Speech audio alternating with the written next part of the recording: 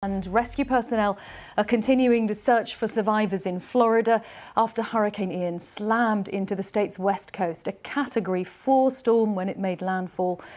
Ian wiped out infrastructure and badly damaged property, with experts saying the damage bill could rise to as high as $75 billion. Dozens of storm-related deaths have been recorded and hundreds of thousands of homes and businesses are still without power. Well, let's go to Fort Myers in Florida and talk to CBS News reporter Christian Benavides. Hello to you again, Christian. When we spoke yesterday, you were telling me that there were still some places that rescuers hadn't managed to reach. What is the picture now? Good morning. Well, let me sort of break down what's happening, because at Pine Island, which is one of the barrier islands where search and rescue teams can't really get to by ground, they're building a bridge that's expected to be ready by the end of the week. There are about 130 Florida Department of Transportation personnel currently working to get that done. Now, this is going to be a temporary structure that's going to allow people just to sort of get into the island and get out. And let me break down what's happening as far as that rising death toll. Our CBS News spoke to the mayor of Fort Myers Beach. He says that he believes there are still about 24 people in this city that are unaccounted for. Now, that's just one community. We've got at least 3 to 4 other communities that are affected by this. And Fort Myers Beach is really the only area that you can actually access by ground where the bridge is still intact and you can kind of go in and out. And we've seen dozens and dozens of search and rescue vehicles going into the barrier island, into the beach, just searching for people, looking for survivors, and also looking for victims. But as far as the other islands are concerned, those dozens and dozens of search and rescue teams are still unable to get there. So we really don't have a clear sense of what the final death toll is going to be until they really get in there and start looking for survivors. And now, just to be clear, survivors are able to get out by boat and by plane, but it is very difficult. As you can imagine, you're sort of counting on whoever is going to come by, because remember, cell phone access is very limited, if at all. So they don't have cell phone access, they don't have electricity, they have no way to communicate with the outside world. Hey, listen, I need help. So they're sort of at the mercy of whatever it is that these rescue crews are showing up. And there have been some reports of some people who are saying, hey, listen, I actually want to stay at my home a little bit longer because I got to gather my belongings. I don't know when I'm going to be back, if I'm going to be back at all. Christian, thank you so much for giving us a picture of what is going on there. It still sounds so very bad there. Christian Benavides from CBS News, live from Fort Myers in Florida.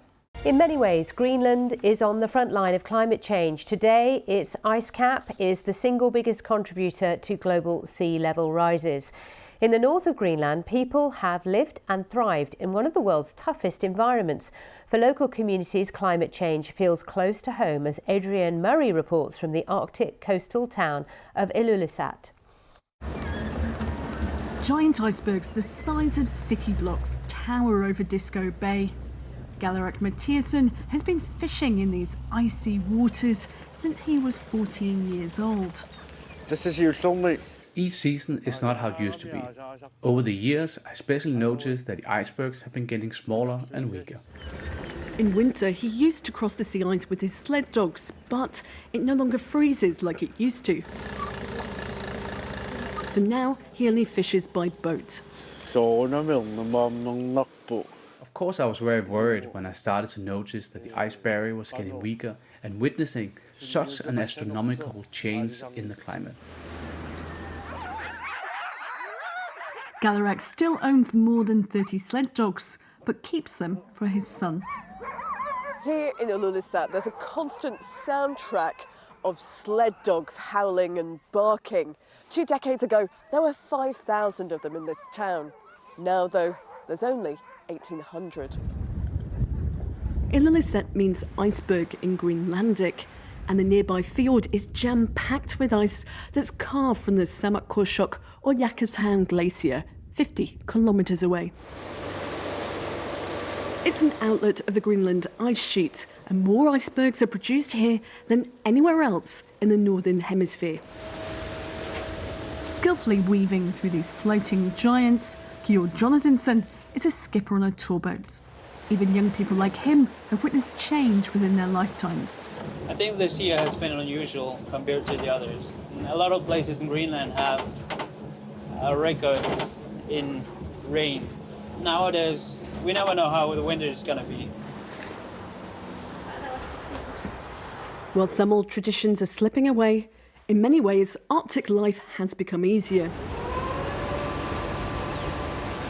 It's possible to fish year-round, and Ilulissat is booming. However, this month, Greenland's ice sheet saw unseasonable melting. And just recently, a group of climate scientists warned that major sea level rise is inevitable. At the moment, it's a system that's in deficit. The amount of snow falling in it can't keep up with the melt and the iceberg carving. What I've come to understand in the last 10 years is that there are really, really abrupt changes going on. Research carried out before the pandemic found that 3/4 of Greenlanders felt that climate change had impacted their lives.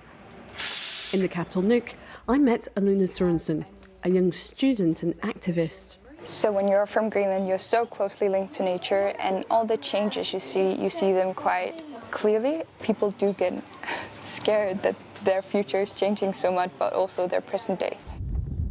How global warming impacts Greenland will affect all of us, but it's already being felt close to home. Adrienne Murray, BBC News in Ilulissat.